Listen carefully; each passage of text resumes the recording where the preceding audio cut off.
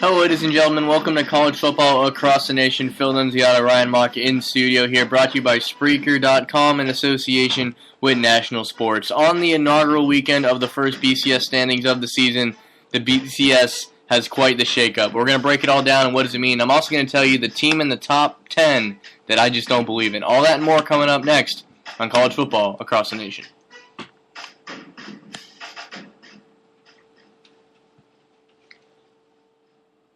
Hello, all, and welcome to College Football Across the Nation. Phil Nunziata, Ryan Mock in studio. Coming at you a little bit later than normal. We had a conflicting schedule again, but we couldn't afford to miss everything that happened this week in college football. So we do what we can to get you our thoughts on everything. And before we get to any of the games that were played this weekend, I think the number one story, the most concerning one anyway, was the game that was not played. For those who don't know what we're talking about, Grambling State refused to travel to their game this week due to unfair conditions on travel and workout facilities. Ryan, have you ever heard anything like this happening before? No, I've first of all never heard of a team just boycotting a game, refusing to go. It's something you see out of movies. You know, if this guy can't play, well, we're not going, type something like that. And for a college facility not to have good enough facilities or just terrible conditions, not good enough to even, travel on the bus is ridiculous because that's just unexcusable for college athletics. These kids get recruited to go play there. They're on scholarship for football. This is what these kids' lives are about. And it's just unacceptable. I mean, just come in there and clean up the dang locker room. It's a little ridiculous. Provide these kids with the proper stuff they need to go play football and not get sick and get diseases and stuff because it's so unsanitary. I mean, that's just ridiculous. I've never heard nothing like that, and personally, I can't blame the kids for not wanting to go play. It's like, why should we go play our hearts out if we're getting sick because our conditions are so disgusting? That's just unacceptable for Grambling State. And those who aren't aware, Grambling State, though they are a Division II school, they are one of the top Division II schools in the history of football, really. They have 14 national championships and 23 conference titles. As far as Division II goes, this is as good as it gets, which is why it's so surprising that after all this has happened, that these conditions have gotten to the point that they have. I mean, really the straw that broke the camel's back, the last game that they did play in, Grambling State traveled overnight to their last game. They got to their stadium, to the away game, 6 in the morning, the day of the game, which was played at 4 o'clock. They ended up losing 48-10, and they got right back on the bus to go home. Like, that's no way to expect a team to perform. I don't understand why this is happening here. You mentioned what they're about and their history, and they're a great program for Division II. And Doug Williams, a lot of people don't know, that was the head coach, the Super Bowl winning quarterback for the Washington Redskins back in the 80s. He was their coach, and he was the coach for a lot of those championships they won. Well, they fired him before the season. Mm-hmm. And I don't know if it's because, which a lot of players did not agree with. Yeah, I don't know, but it still doesn't make sense why they wouldn't clean up their locker room or have sanitary living conditions, or not living conditions, but, locker rooms, etc. They don't catch diseases. But you wonder if it has something to do with that. If Doug Williams getting fired was the reason why, people not caring as much, but it's just unexcusable. You'd have to think that he was still there. This wouldn't be going on. And I actually heard that Doug Williams was the voice to a lot of the kids to get back into football activity, to go back to practice, to start performing in the games again. Hopefully they can clean it up. But like I said, that's just ridiculous. I've never heard of a football team not playing because of them getting sick because it's just, there's just mold and all this kind of stuff growing. It's just really, really bad. And if you're Grambling State, you're going to have to clean up your image quick because kids aren't going to want to go play for a team that doesn't keep their locker rooms acceptable. I mean, it's a big news for Grambling State, and it's really not good. And especially because they've been dropping and falling a little bit after they're firing their coach. They need to pick it up and clean up this mess in a hurry, else they're going to struggle for a while. I mean, this is a team that's on their third head coach this season. You mentioned they fired Doug Williams before the season. They had another guy come in for 2 games, and then now they're on their third one. And Doug Williams, though he, like you said, he was gotten a lot of the kids' ears about going back to practice, he's on record saying, I support what they did. They stood up for what they believed in, which is something, football or not, is something that he's always believed that you should be able to do. So he was in support of them, boycotting their game against Jackson State. Which another story to keep an eye on is, since that game, it was ruled a no contest, Jacksonville State wants to take legal action into making it a win for them and a loss for them, because there's, from their end, there was no reason, they were there, they were ready to play. When Grambling State was supposed to leave, 22 players showed up for that bus ride, which is why they did not take it. So Jackson State is going to take legal action towards that, so that'll be a story to definitely keep an eye on as we move forward. But Grambling State has returned to practice and should play the next game, so it'll be interesting to see how they rebound from this, because I've never heard of anything like this happening before. Yeah, and if you're Jackson State, you have to, you can't blame them for trying to get a win out of it. You prepare all week, you practice all week, and you go to the game, and nobody shows up. I mean, it's kind of crazy. You shouldn't go down as nothing for you. You're ready to play, and right. If there isn't an opponent to play, you should get the win. So if you're looking on their side, I mean, it's got to be crazy for that team to hear, like, hey, our opponent didn't show up. You got to be like, what the heck? Yeah. So and you wonder about what they're gonna do for all the tickets and stuff that were sold, that people are going to the game. I mean, how crazy is that? It's like, imagine going to a game and like, the away team didn't show up. It's like, well, what the heck? Sounds like something that would happen in high school. Yeah, it's unbelievable. But we'll have to follow this story more and more and see more leaks that come out of it and follow how it goes from here. Because some of these stories that have come out, talking about the floors of the weight room are all tore up, and they actually raised money to get new floors put in, and the university took the money they raised and put it into other programs, even though they themselves. It's just all these crazy stories. But as we mentioned, Grambling will return to the field this week, and maybe it's something we bring up, because I think, for all the wrong reasons, Grambling is going to be, at the forefront of Division II football for the rest of the year. Yeah, absolutely. This is a huge story, and we'll see where it goes from here. Definitely interesting story to get to. Now, the big story, of course, BCS rankings come out, and right before, the weekend before this happens, we couldn't have had more shakeups. We had, I believe, 7 ranked teams go down, 3 in the everyone's beloved SEC.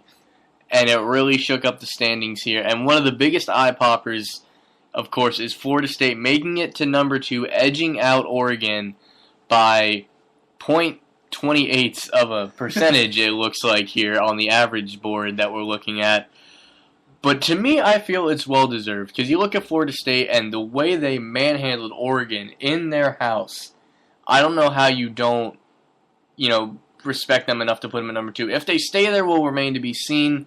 But for right now, I don't see any reason why they wouldn't be after a 51-14 win over, at the time, number 3 ranked Clemson Tigers. Yeah, this was a complete whooping just from the word go. The first play of the game was a completion for Clemson. They fumbled, and 2 or 3 plays later, Winston was hitting Kelvin Benjamin in the end zone.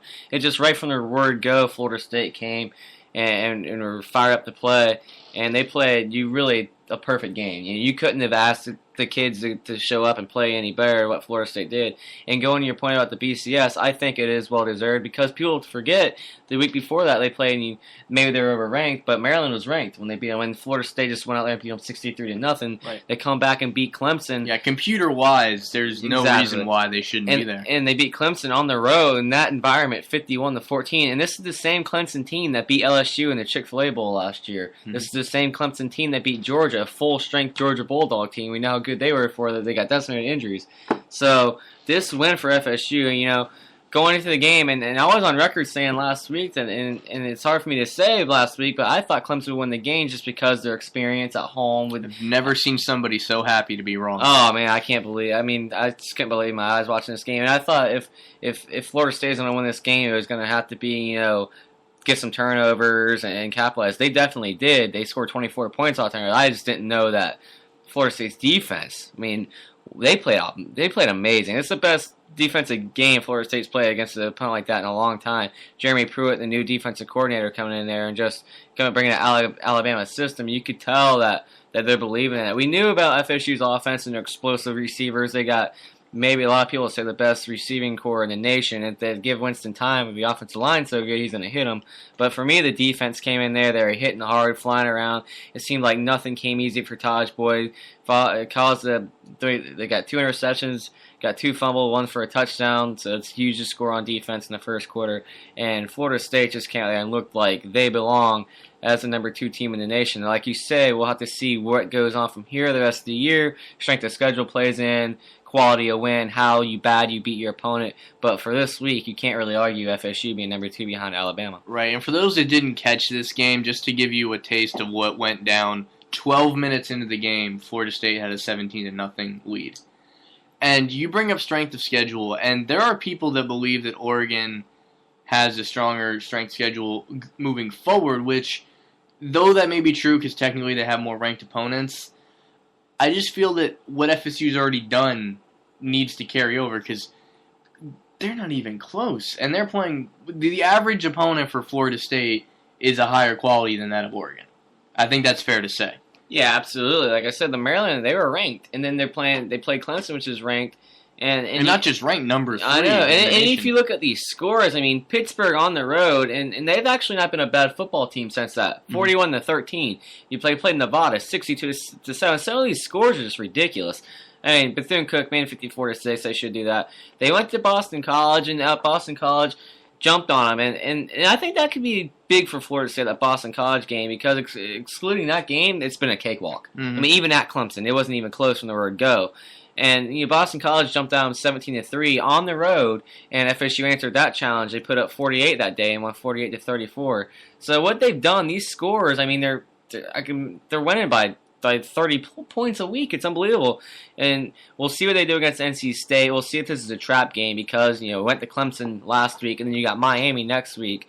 So we'll see if they're poised enough, which I believe they are. There's a lot of senior leadership on this team. I mean, a lot of guys on this team have been trapped by NC State before, so they are not going to let that happen again.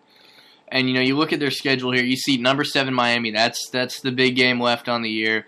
And yeah, you look at the rest of this. Syracuse, not as good as expected. Wake Forest, NC State, Idaho. You have Florida, but frankly, I don't think the Gators can hold Winston's jock this year. They're looking worse every time I see them out there. So really, Miami is the big one they have left. So I mean, if they can pull off a Clemson at Miami, I don't think there's any question. Exactly, and you have to remember the ACC championship at the end of the year. Right. If they beat Miami and Miami runs the table, they're going to beat a one-loss. They're going to play another Miami, a one-loss Miami team at the end of the year, or they're playing Virginia Tech because Virginia Tech people look very quiet under the radar. They've only lost 1 game. That was opening game in Alabama. They're 6-1 too. So there's still some good opponents. And then Florida State, if they beat Miami next week, they got to beat NC State and then Miami next week. If they do, that'll be 3 out of 4 games wins against ranked opponents, and at least 2 of them will be butt whooping. So I mean, there's a lot going for Florida State. It will be interesting to see how it plays off. If they can stay this hot. You can't expect them to kill people by 30 every week. I mean, that's just a lot to ask. But the way they're looking right now, they look like a complete football team. They look hungry. And the Noles, something to be reckoned for. When they get going, they're pretty tough to stop. Yeah, I mean, you couldn't have asked for more for what they've already done, so we'll see what they have left in the tank. We switch now to Oregon's remaining schedule, and here is the reason why people say it favors them. They have number 12 UCLA, number 6 Stanford, and they end the year with currently ranked number 25 Oregon State. Who knows if they'll be ranked, 5 weeks down the road. That remains to be seen. But to me, this is concerning because the past 3 to 4 years, Oregon has slipped up against Stanford. So that's a team that's relatively had their number. And now UCLA is better than they've ever been. So this could easily be a game, UCLA, obviously, they took their first loss this past week. But UCLA could easily get, I feel Oregon has more of an option to slip up here with their remaining schedule. I think Florida State, their toughest games are behind them, whereas Oregon, their toughest games are still yet to come. So, I mean, if they handle their business, then it's up to debate. But obviously, if they get a loss here, they're not going to have enough time left in the schedule to make up for it. Yeah, I mean, and you look at their schedule so far, it's really not anything that you can write home about. Nicholls State, Virginia, Tennessee, California, Colorado. The Washington, when they beat Washington at the time in Washington 45-24, everybody thought that was a great win, but Washington lost last week to Arizona State, so just how good was that win? Right. So far their schedule up to now has been kind of soft. But like you say, it's going to depend. As the difference between Florida State and Oregon, it seems like you said, Florida State's hardest game's behind them, Oregon's are in front of them. So we still have to learn a little bit more about Oregon. We think we know that their offense is amazing. I think it's safe to say that they're explosive. Oh, yeah. But their defense will be tested. So I think we know a little bit more about Florida State as a whole team right now than we do of Oregon. But they got a chance 2 weeks in a row. They got UCLA and then they got Stanford. So these are 2 big weeks for Oregon. And if they can come out and put pretty good whoopings on these teams, and they'll probably jump FSU. We'll see how it happens the rest of the year. A lot of football to be played, but right now it's an interesting debate. And it seemed like the top 3 teams. It's like the top 3 teams: Bama, Florida State, and Oregon, and then everybody else right now. It seems like you can draw a line between Oregon and Ohio State. Ohio State's undefeated, but we see how sluggish they can look. They looked sluggish against Iowa. Iowa has pulled off one of their upsets that they pull off every now and then. Don't bring that up. But it seems like between Bama, FSU, and Oregon, if they run the tail, it's going to be between one of those 3. And if you're Florida State, you got to keep beating people. You can't let the hammer off. You gotta try to win as much as you can every week, because at the end of the year, a point here and there might go numbers to see if you're playing in a national championship. Yeah, I mean, I think it is safe to say Bama, Florida State, Oregon, easily the top 3, and number 4 sitting Ohio State. There's a big gap there. I don't think there's definitely a big gap, which I think I like more, where it's obvious who some of the elite teams are. But then at the same time, after 4 to 24 is pretty even. Like, any of these teams could be, anyone that's in there after that. But Florida State, were you shocked at all initially when they were at number 2? Did that shock you? Yeah, I was surprised. I thought they would go to number 3. I knew they'd jump Clemson. I figured that they would jump Ohio State just for the quality of win. I didn't think they'd jump Oregon at the time. I figured it'd be Bama, Oregon, FSU, and then when they put Oregon at number 3 on the BCS countdown show, I was like, wow, Florida State jumped all the way up to from 5 to number 2. They jumped 2 undefeated teams that won that week, Ohio State and Oregon. Yes, I was a little surprised, but then a lot of people saying you can't really debate it because how impressive their win was. But the initial, when I first saw it, I was very shocked and kind of crazy to see the FSU at number 2 right now. Yeah, I mean, I was shocked that it happened, but it's definitely deserved, because Oregon or Ohio State didn't beat a number 3 ranked team by 30 points. Like, that's what it comes down to. And, we look at some of these other ones. I mentioned in the intro here that there's a top 10 team that I don't really believe in as much, and that's the team sitting at number 5, which is Missouri. I'm not saying that this is a bad team, but I think this has been a very opportunistic team. They've had several high-quality wins over the past few weeks, but if you look at all of them, they've had glaring injuries. Georgia was, of course, riddled by injuries. Florida also has been, and frankly, their offense wasn't that great to begin with. And now South Carolina has been dealing with theirs with Connor Shaw still nagging injuries, which brings up what we mentioned after the UCF game. Was it smart to rush him back? I think it's safe to say that no, it wasn't, because it's starting to pay dividends now. Granted, they could beat South Carolina based on what happened there. It is at home for them. And then they got A&M, Texas A&M, the last game of the year, which, assuming that they're healthy, I think that might be the one to knock them off the trail. But they have a 2-game lead in their side of the SEC. So, unless they have a meltdown, they're almost a shoo-in to the... Because even if they lose 2 games, they're going to have the tiebreakers against the only 2 teams that can touch them. Yeah. So this team's almost guaranteed to go to the SEC title game. Unless they completely tank, because the rest of their season is against SEC opponents. But you look at the schedule, you got South Carolina, which is decimated by injuries. I think they'll win that at home. Tennessee's playing tougher, I'll give them that. They got to go to Kentucky. They should win that. At Ole Miss could be a trap game, maybe, looking ahead to Texas A&M. But I see them. I only see 2 losses here, probably, and 2 losses. They're still going to go to the championship for the SEC championship for the East. Granted, I see what you're saying about them taking advantage of their schedule, because Georgia, Florida, and South Carolina isn't the same Georgia, Florida, and South Carolina as we were thinking it was a month ago, even. Right. So they're taking advantage of it, and they're winning some games here. But right now, if you're a Missouri fan, you got to be pretty happy, and you're dead aim at the SEC championship. And who would have thought that? And you think about Missouri. What if somehow they somehow run the table? You can't leave them out the national championship picture, can you? Because you know how the rankings love the Well, SEC. by run the table, do you mean the championship also? Yeah, of course. If that's the case, then it's Missouri and it's Florida State. If they beat undefeated Bama, yeah, I don't care. I don't care if Toledo beat Alabama. They'd be in the national championship. If you beat Alabama that late in the season, I think you deserve it. Yeah. If they're able to run the table, everything I said goes out the window, I think. Yeah, I see. I think so too. Them running the table probably isn't going to happen. Right. But, they have to beat A&M and then Bama 2 weeks in a row. We don't say that. But if they did, they would definitely be in a national championship between either Florida State or Oregon, assuming those two teams went out. We'll see what goes on in FSU and Oregon. But, yeah, we would have to see that. But I want to see them against A&M and some of these better teams that aren't decimated by injury to see just how good this team is. Because they've looked pretty good and they've been taking advantage of it. And we'll see what they do moving forward. But it's interesting to see Missouri having the right now to go to the SEC championship out of the SEC East. I mean, that Florida game didn't seem that close at all, and I think the main reason is the injuries. But I watched a good majority of that game, and Missouri was clearly the better team, even with and I got to give praise to Matty Mock getting his first start as a true freshman here. Against Florida, it was at home that definitely helped. And he, I don't know if I can say this, but he was balls to the wall the whole time. Like his first pass was 35 yards down the field, and 2 plays later, he's in the end zone. I know you hear about Florida's defense. Well, 3 passes and they're in the end zone. So It was crazy how they came out throwing the ball and really torched that Florida defense. They had over 500 yards of offense, and you can't say that. There's one thing good about Florida is their defense, and you can't usually say that Florida's defense got torched, but that was the case. You gotta be wondering about Florida. Their offense is so bad. When is their defense gonna start tanking too, and just having the same energy level? Because they already got 3 losses. There's a lot of problems in Gainesville. Bring your name up.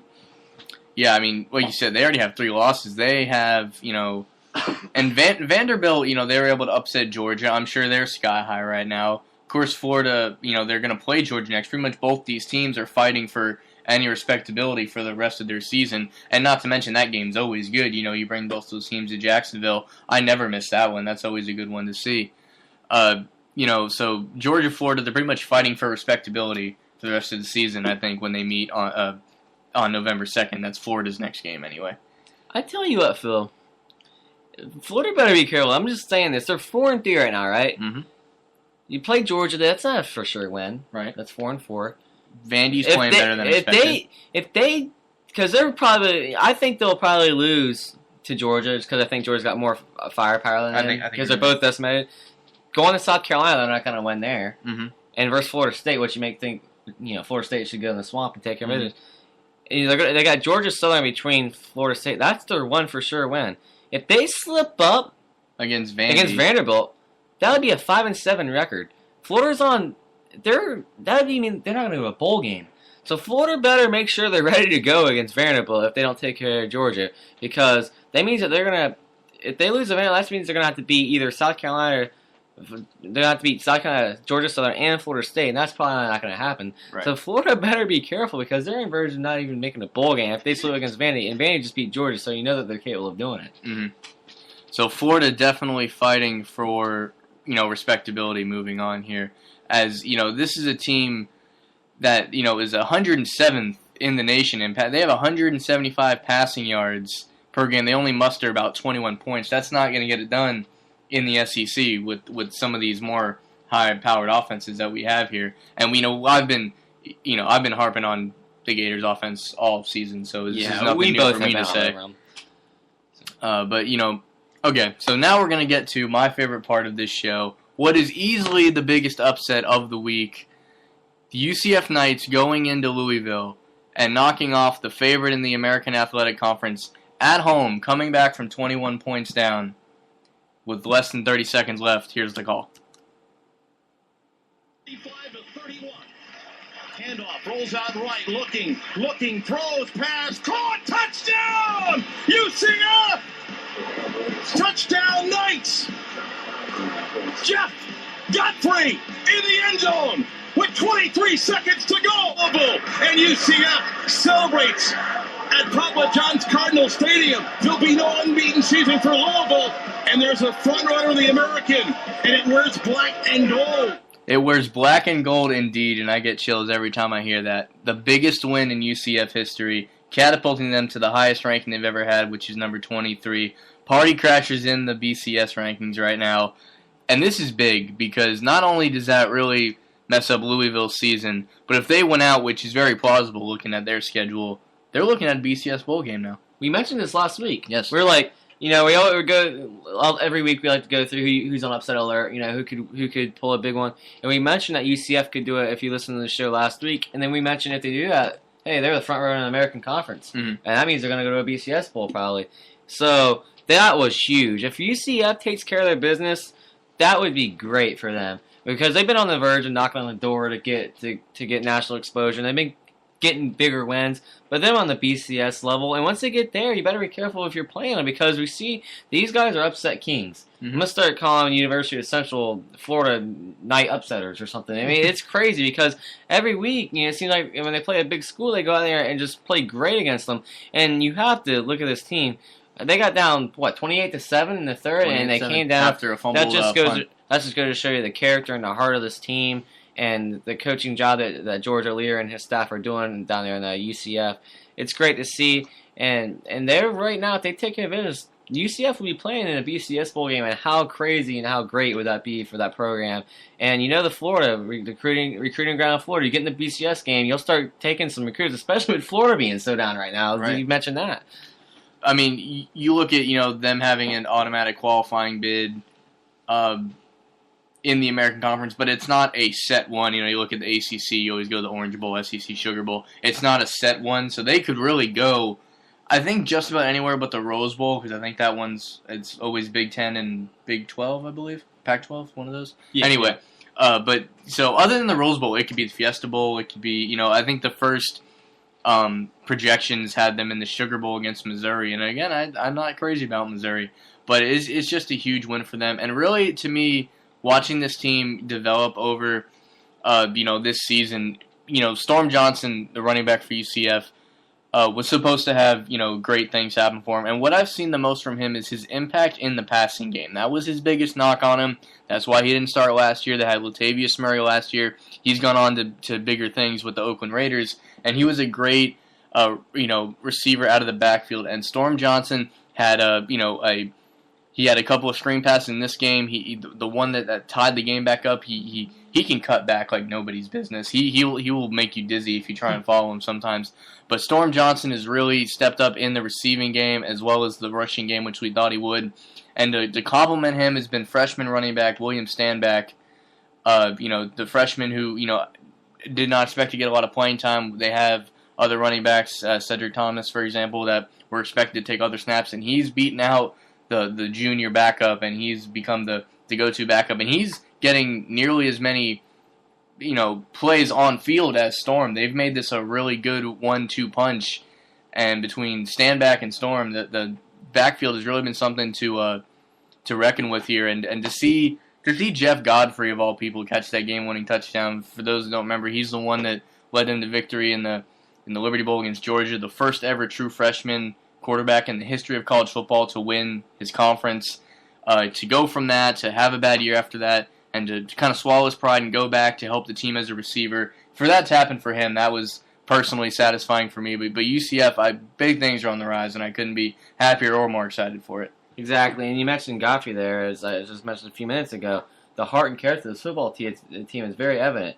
Falling behind like that and coming back, you see Godfrey not being too prideful, going to wide receiver, and look what happened for him. He just caught the biggest pass in UCF history. So that's great for him. If I'm moving from quarterback, ask him to go to receiver and make that catch, that's going to be on highlight reels for a long time, especially if they right the ship and do make a BCS bowl game. And it's very, very big for UCF. And when I look at this UCF and I hear you talk about them all the time, Phil, and I pay more attention to them, the talent level is there. I see talent there. They're not, as before when they play these big schools, they had to play perfect and be in the right positions to make plays. they had to run like plays that kind of got the defense off guard, or they had to play a blitz. Exactly. Now I watch these games and they play straight up football, and they're as talented as anybody they play. They're hanging right with South Carolina for most of the game.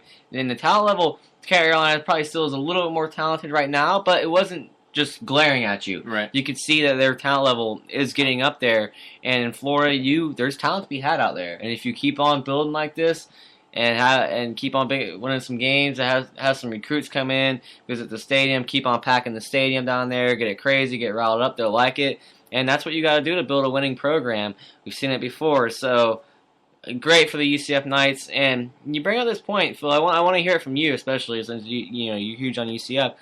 Do you think they are second or third best team in Florida? I think we know the best team in Florida right now. Do you think they fall second or third? And you got Miami, which is pretty tough. They're good right now, ranked 7th. And you got Florida, which is struggling.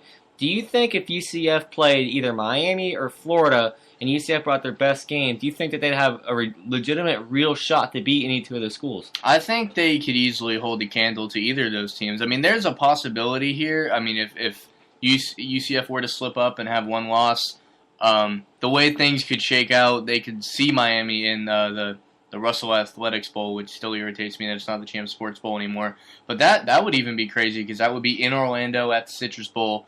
But so that the chance of playing Miami is there even this year. They played once before, many years ago, back when UCF was still making that climb. But yeah, I could easily see them, playing much like the South Carolina game, or even the Louisville game. Because one thing that a lot of people don't realize about that Louisville game is they played 90% of that game without their star receiver, J.J. Horton. He got knocked out on the first play of the game. He had a 15-yard catch, and he got cracked on the sideline. He never returned, which, on top of that, he's also the team's holder. So there was a few miscues in the holding game, and it was more apparent for those who didn't know why. That was why our number one receiver, also the holder. So, they had a glaring role missing in that game, and were still able to pull it out.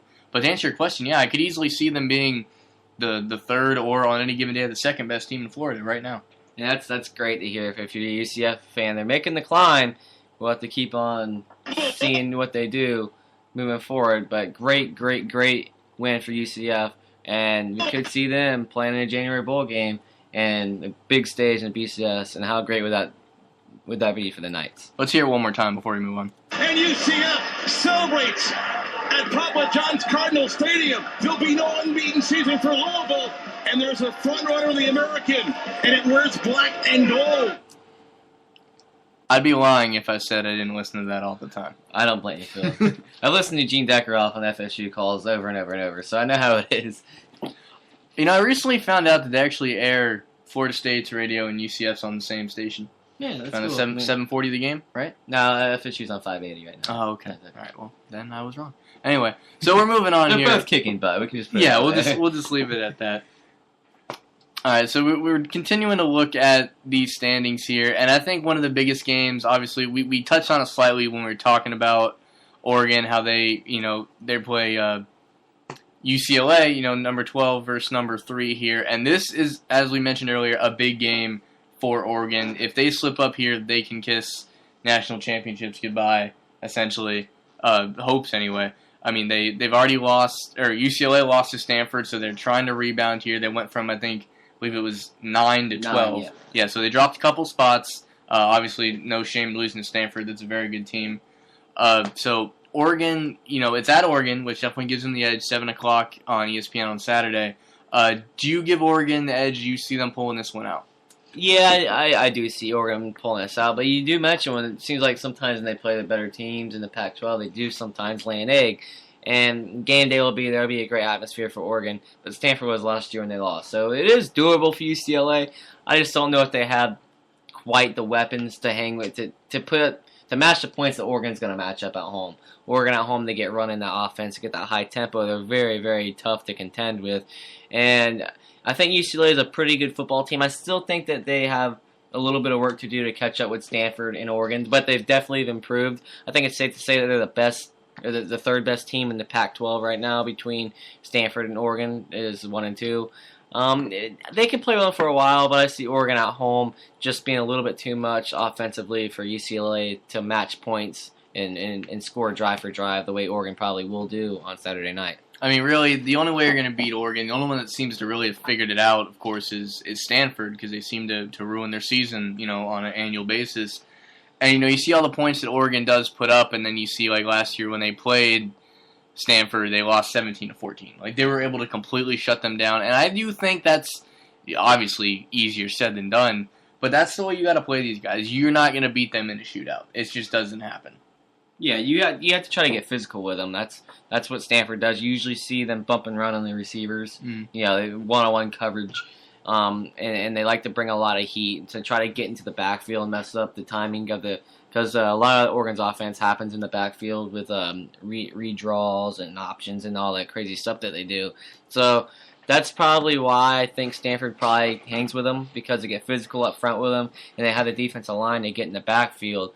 UCLA. They did play tough. They lost 24-10, I believe, to Stanford. So their defense, and I feel it was a little closer than their defense is pretty good, but they have to prove to me that they can do it. Maybe they can. UCLA, maybe they can go out there and surprise everybody and be better than what they think. But we saw Stanford's defense really shut their offense down. Like 10-point. UCLA was scoring a lot of points before Saturday. But I think they'll be. I don't know about if Oregon's defense. That's the one thing that concerns me about them. I think they're pretty good, but if they play a really good offense, I don't know if they can hang with them. That's a lot of the question of Oregon, if they could be like an Alabama, Florida State, these teams from the Southeast with these great defenses and stuff, or the Eastern part of the state, anyways. That has great defenses and they can get physical with their offense. But we'll see what UCLA is made of. They try to play physical. They're gonna have to score a lot of points. It'll be a tall order, but it's not impossible. You have seen Oregon have that one slip up every year that cost them. And it could happen this week against UCLA. I mean, I could definitely see that. I feel Oregon's got to have the edge being at home, and or UCLA already having lost the game. There might be some flaws that Oregon, because if you have a weakness defensively, Oregon's going to find it. Oh. So that I definitely think Oregon has the advantage there. We have a big Big 12 matchup this week. We have undefeated Texas Tech traveling to Oklahoma. Of course, Oklahoma 6-1 with only one glaring loss. The big upset the other 2 weeks ago against Texas. Oregon trying to right the ship, because this could go a long way into helping them climb back into a Big 12 title picture. Though they only have one loss, Texas is undefeated in conference, and then of course Texas Tech is also. So, and they're obviously still ranked higher than them. So, against Texas Tech, this could be a big one for Oklahoma. It is. In Oklahoma, what do you have for this one, Ryan? Red Raiders or Sooners? This is a tough one. Texas Tech has a dynamic offense. They have a really good quarterback, and Oklahoma is just so hard to predict. You never know which one. You never know what you're gonna get. If you get good Oklahoma, they can easily win at home. But if you get bad Oklahoma, they can easily lose too. It's really a tough call for me. Right now, I would have to probably give the Sooners the edge just because they're really tough at home. They don't lose at home a lot. But if it's in Texas Tech, I'd probably go with the Red Raiders. This is just how close I think this matchup is. But Oklahoma being at home is the reason I think they will win. Even though they didn't really play really good against Kansas last week either. Kansas was in that game with them for a while, and Kansas isn't a good football team, quite frankly. So they got some work to do. But you think the home cooking will help the Sooners out. But this will be a good game, and I think it's a toss-up either way. Yeah, I could see Oklahoma getting the edge here. You look at Texas Tech and what they've done this year. They have a 10-point win over, at the time, number 24 ranked TCU. Other than that, nothing really jumps out. So they had a 10-point win over West Virginia. But frankly, I still haven't figured them out. I don't know what to think of them, if they're good or bad or what have you. So Texas Tech has that. They have the second ranked passing offense, 416 yards per game. This team knows how to fling the football here. And they use score around 41. So they can put the points up on you, that's for sure. It'll be interesting to see how Oklahoma handles a wide-open team like that. Oklahoma, obviously Texas tried to do something similar and it ended up working for them, stretching it out a little bit. And, for Texas Tech, it doesn't get much easier after that. They have, including Oklahoma, half their remaining schedule is against ranked opponents. Yeah, we're going to find out just how good they are. You look at the schedule here, and they have at Oklahoma, number 15, and they play number 19 Oklahoma State, and Kansas State, which is one of the two teams that isn't ranked, and they're a tough team. They play tough. They got number 8 Baylor, and they got Texas. So you look at the schedule for Texas Tech. If they can get high here and win a lot of these games, they're going to jump right in the national championship picture. I mean, we'll have to see if they're good enough to win them, but I'm just looking at the schedule, and this is, if you want to talk about strength of schedule, this could be the hardest schedule in the nation here on out. I mean, 3 top ranked teams in Oklahoma State and Baylor, and the 2 that aren't is Kansas State and Texas, which are good programs. So we'll find out just how good that Texas Tech passing game is against better defenses. They've been kind of doing it against some cupcake defenses. So it's interesting to see, but look at this schedule. They have an opportunity to climb up the rankings if they keep on winning. Yeah, I mean, I think it's safe to say that after this week, after this game in particular, because it's so weird to think that Texas is still in this conference-wise, but they are undefeated in conference, and they are really, on their way to turning this thing around. But I think after Texas Tech and Oklahoma play, it is going to clear up this picture just a little bit. It is going to make things a little bit more interesting. And Texas, speaking of which, takes on TCU this year, a team that was ranked earlier in the year, but has fallen off. They're 3-4, 1-3 in conference. Assuming we get the Texas that we had last week, and, we've mentioned before they've gone with Case McCoy now for good. They're going to make some headway. They have West Virginia and Kansas, in weeks after that. And they end the year pretty rough also with Oklahoma State, Texas Tech, and Baylor to end their season. So you look at this team, and for now they're undefeated in conference. They're 3-0. They're halfway there.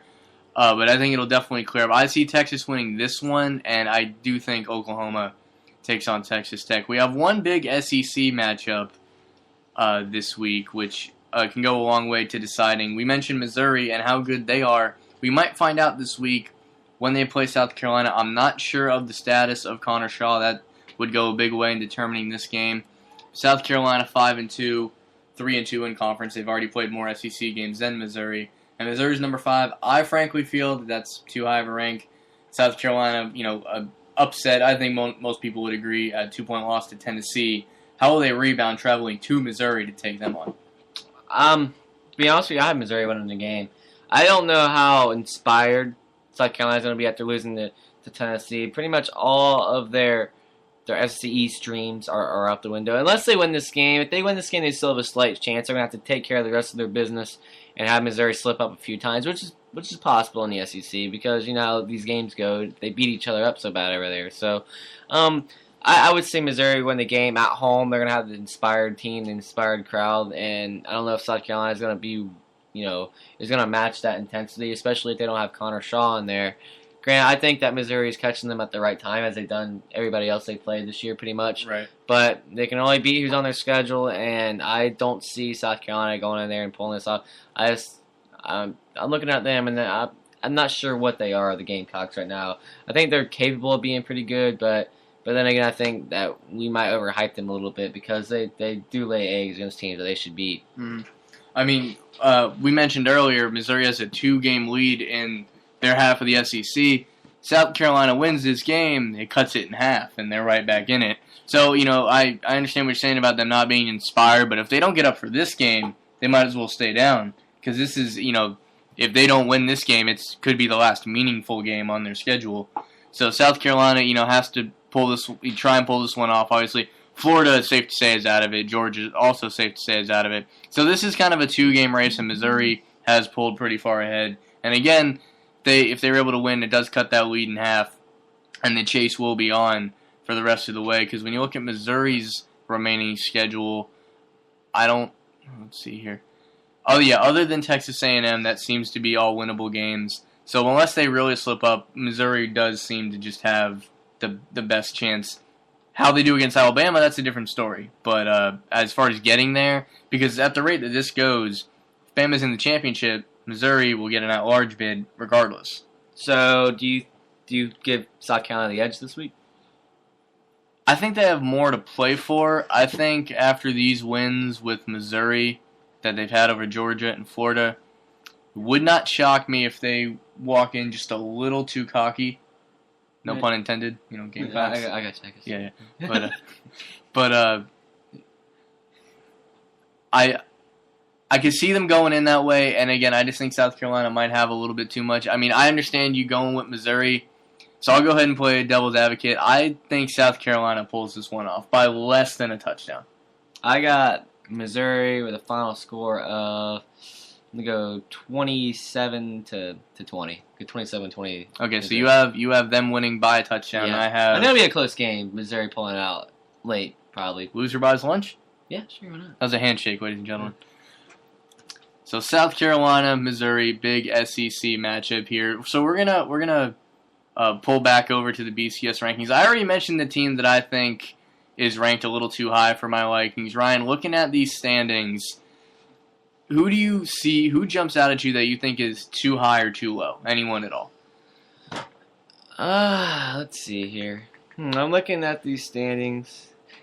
I would probably have to say maybe Baylor might be a little bit too low. Too low. Considering the butt kickings that they, I mean, if you pull up their schedule, they have really waxed people. I mean, their competition might not have been there, but you look at these.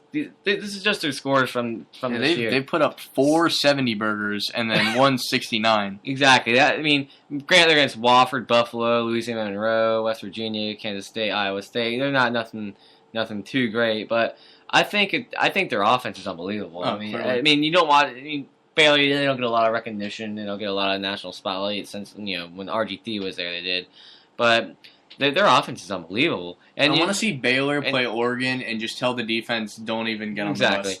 Exactly. Well, the reason I think that, and I'm not trying to pick on Ohio State here, but it brought up a little bit of questions what I had earlier in the year about them, how good they really are, because I can see them laying an egg, and one of these times it's going to happen. If Baylor played Ohio State, they'd play right with them, and that's the 3 versus 8. I think if Missouri played Baylor, I'd probably give Baylor probably give Baylor a little bit of the advantage because of the offense. They play Miami the way that Miami looked against North Carolina. Give Baylor So you're pretty much saying the way they match up against the teams ahead of them is why they could. I believe so because I think they can easily beat Miami. I think they could beat Stanford. I think they could beat Missouri. I think they could beat Ohio State. That's 4 teams. The 4, as we mentioned, the top 3: Bama, Florida State, and Oregon. That's a different story. Right. But you got Ohio State, Missouri, Stanford, Miami. The 4 teams other than those 3 ahead of them. And I could see them beating any of them. Mm-hmm. So that might be, and a lot of people aren't talking about how good their offense really is. So I would have to say I think Baylor at 8, even though it's in the top 10, might be a little bit low, just for the reason I think they could play with most of the teams ahead of them right now. Well, you have your team too low. Is there anyone here you think that's too high? Probably Stanford.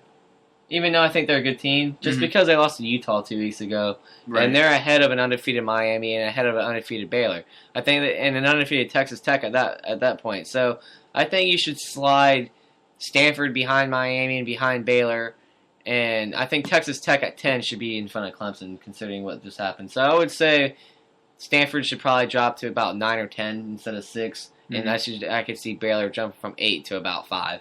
That would be the changes I have in it, just because they're one lost team. They lost to Utah, which isn't the right team, and they're ahead of a couple of undefeated teams. That's the reason I think that. You know who's quietly sitting pretty snug right now at number 11 is Auburn, who I've not heard a word about all season. Sitting there at number 11 here, and they're 6-1, 3-1 in the ACC. Their only loss, obviously they had the upset against Texas A&M, which helped catapult them, but they've been ranked a majority of this year. They lost to LSU. That's another team that could make, they do play Bama at the end of the year, which, for those who don't know, Bama, Auburn is as good as it gets for those teams.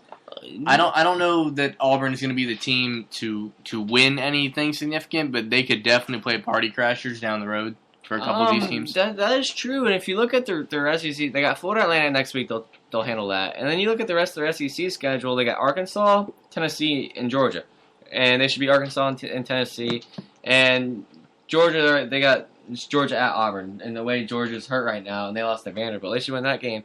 That could set up a number 1 match against number 1 Alabama at the end of the year and they could be 8 or 9 if they win. Yeah, and November 30th, it's going to be in Auburn, Alabama at Auburn. That could be a 1-loss Auburn team versus an undefeated Bama team, and that could be a SEC West championship game. Right. So that could be interesting. You bring that up because I could easily see Auburn having 1 loss playing Alabama, and that would be a great game, and just see how good Auburn really is. It's just amazing to see how much they've improved since last year, and they won 3 ball games the whole year. And, we pretty much talk about every team other than Bama, and they've been sitting, at number 1 pretty much all season. And aside from the A&M game, the most points they've given up is 10. And I think we agree that they're not as good as last year or maybe even the year before that. But how good is Bama? Do we really know from this body of work? It's hard to tell. I think it's safe to say that they are good. Mm-hmm. I mean, they could beat anybody on any given day. They're that good. It's just, you look at their schedule. The Virginia Tech game's looking a little bit better than what it did at the time because Virginia Tech's their only loss, and they're quietly sitting at, I believe, 14 right now. Mm-hmm. And in the very next game, they beat Texas A&M. At Texas A&M. So the first 2 wins were great for them. And you go down, you got Colorado State, Ole Miss, Georgia State, Kentucky, Arkansas. It's been a breeze the last 5 weeks. Right. So, but from the first 2 weeks, you look at it, they did handle their business. And they're not going to get tested again probably 2 weeks at home against LSU, and they should handle LSU because I don't think LSU is as good as they were. Mm-hmm. So, I mean, it's hard to not put them at number 1 there, just considering they've won the last 2 national championships. And if they don't lose and they're looking like this defensively, and they're probably going to be number 1. I do think that they are beatable, though. Mm-hmm. I think an Oregon on their best day or Florida State on their best day could play right with them and easily beat them. Mm-hmm. I don't think they're quite as invincible, but I mean, they just haven't played a lot of great competition since the first 2 weeks, so it's hard to tell about how good and how dominant they really, really are against the great teams. We're coming up on the final 10 here in the show, but you mentioned something that I'm glad you did because I've been wanting to bring this up. How much should go into, you mentioned, Bama winning the last national championships. How much of the rankings should be affected by what you did last year? Because when you say it out loud, it shouldn't matter at all. But I think it's safe to say that what you did last year does, in fact, affect your rankings in the year after. I mean, that's a hard line to draw there between what they should and what they shouldn't. But you look at Bama. They finished the year at number 1 in the nation last year. They pretty much bring a lot of the same players, especially on offense, back, and they stayed number 1, and they haven't lost. So I think it does play it does play a part in the reasoning that Bama is number 1, just because of what our mindset is about them, Mm-hmm. and they're gonna be number 1 right now. I think that the last year's standings do play a lot. The last year's champions do play a lot in why they are number 1, though, and it's not just this year. It's always been that way. It's like if you're finished number 1 the last year and you don't lose, and you stay undefeated through like 5 or 6 weeks, you do stay at number 1 a lot of times, even if they might not be the best team in the land. Yeah, not always necessarily just for Bama. Like, I know some people, for different reasons than me, have problems with Missouri because the way they finished out last year, they didn't go to a bowl game. And at that level, I feel it's unfair to judge teams on last year because in college football, especially, the difference between 1 year and the other, is it can be night and day. I mean, look at Florida State. Florida State was good last year, but they are on a whole new level. Last year they won an Orange Bowl, of course, but I feel if they had Jameis Winston as a true freshman, granted, I don't know he'd be that good because it's safe to say that a year of just learning from Jimbo Fisher had to have helped. But I could see them of easily accomplishing the same feat with him at the helm instead of E.J. Manuel. Yeah, I could see that. I mean, yeah, a year of being there at the program and a year of watching how Florida State does their business does help them a lot. And night and day, that is a great thing to tell about teams from 1 year to the next. You look at Auburn, we mentioned them. Mm-hmm. They won 3 games last year. They're sitting at 11 this year with 1 loss. And now you brought out Jameis Winston. Who's your Heisman? What do you got for like top 2 or 3 Heisman hopefuls right now? You gotta put Jameis Winston number 1 for now. I think it's his to lose. I don't know that anybody at this point can just straight out compete him. I think he significantly has to drop in production for him to really lose out on this. Because with Johnny Manziel coming the year before him, nobody's afraid to vote for a freshman anymore. I mean, a freshman won the Heisman Trophy and the world didn't end. Like, the people that were against that, they've already seen it. They've had to deal with it already. We mentioned, Bama, Florida State, Oregon. Those are the top 3, and there's a huge drop-off. I don't think there's definitely some sort of drop-off after him. You got, Mariota from Oregon. He's got to be in the conversation. Taj Boyd is still going to float around. Like, it wouldn't surprise me if he still goes to New York for the ceremony if he's in that top 3 or 4. I think Manziel has officially played his way out of the conversation with the loss last week. Teddy Bridgewater, despite the loss, he's still a tremendous talent. Could easily be the number 1 pick, in the draft, assuming, the Jaguars pick right for once. And aside from that, that's really it. I mean, I guess I'm going quarterback heavy, but there really is no standout running back this year to the point where it's like, Heisman in your face. It's definitely quarterback heavy. Aside from that, there'd be an even bigger drop off to try and squeeze anybody else in there. So it's Mariota, Winston way at the top. You're still going to put Taj Boyd in there. Aaron Murray has also kind of, I don't know that he's played himself out, but his team's performance, you can't be 8-4 and win a Heisman. It just exactly. As fair as that is or isn't, that's just the case. So you got Winston at the top, you got Mariota, and you got Teddy Bridgewater and Taj Boyd. That'd be my 4. That'd be the 4 that I bring to New York. It is quarterback driven, but rightfully so because there's a lot of good quarterbacks this year, and it seems like you can bring those 4 or 5 up, but you'll probably see Taj Boyd there. You might still see Manziel there. You'll see Bridgewater there, but those dudes will be there. But I think they'll be in there in New York. But I think it's a 2-man race right now between Famous Jameis and Marcus Mariota right now. And I agree with you just because of the performance that Winston put on in front of that stage on Saturday night against Clemson. He probably is the front runner for the Heisman right now with Mariota. I don't think Mariota and Winston is as far apart as people realize. I think they're pretty close, and I still think it's a coin flip between who will win it. But right now, if the Heisman was today, I think that Winston would probably win the hardware. I think what the difference is, like, you see Mariota play, which, I'll be honest, isn't often living on the East Coast. We can only watch so much of Oregon because their games are Sunday morning by the time they get around here. So, I mean, I do like Oregon. I do like watching them play. I see what I can. But when you watch Mariota play, you get more of the sense of here's a guy that is running a system as great as anybody can run a system.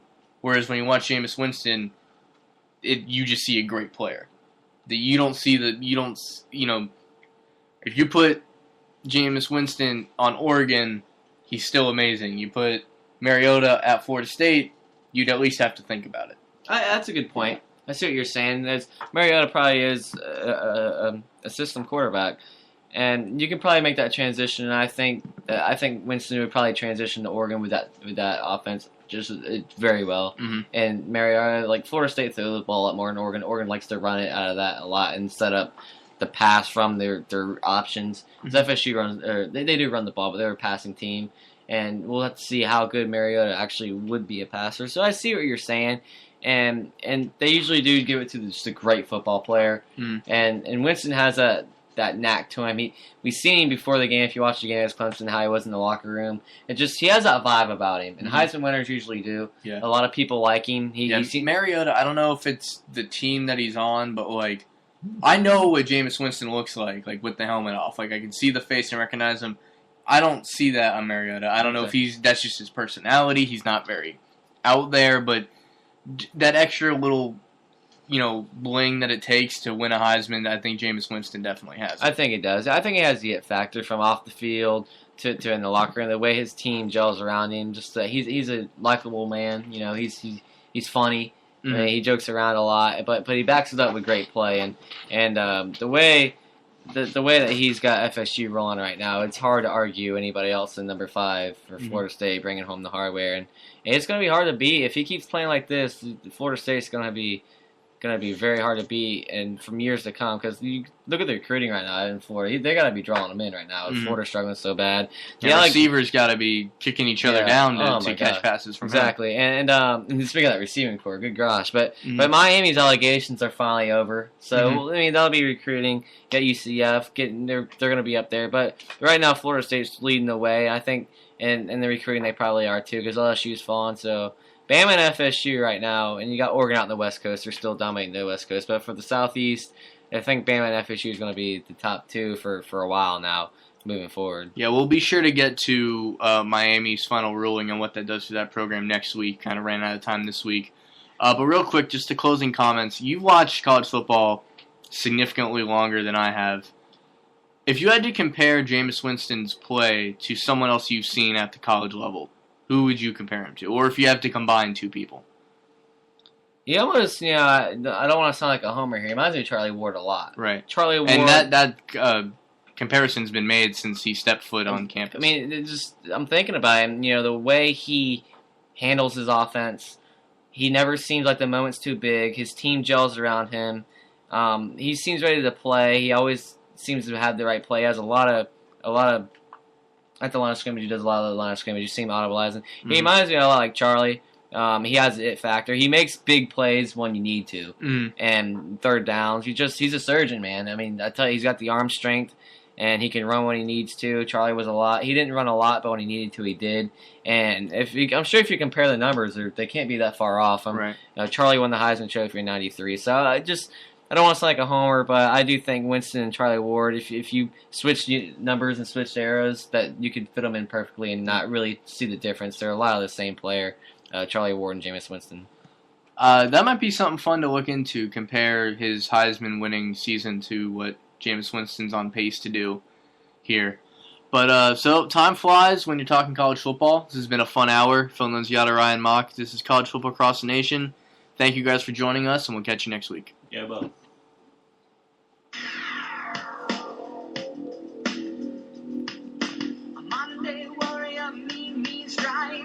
Tom Sawyer, thought a little rush to end the show would be nice.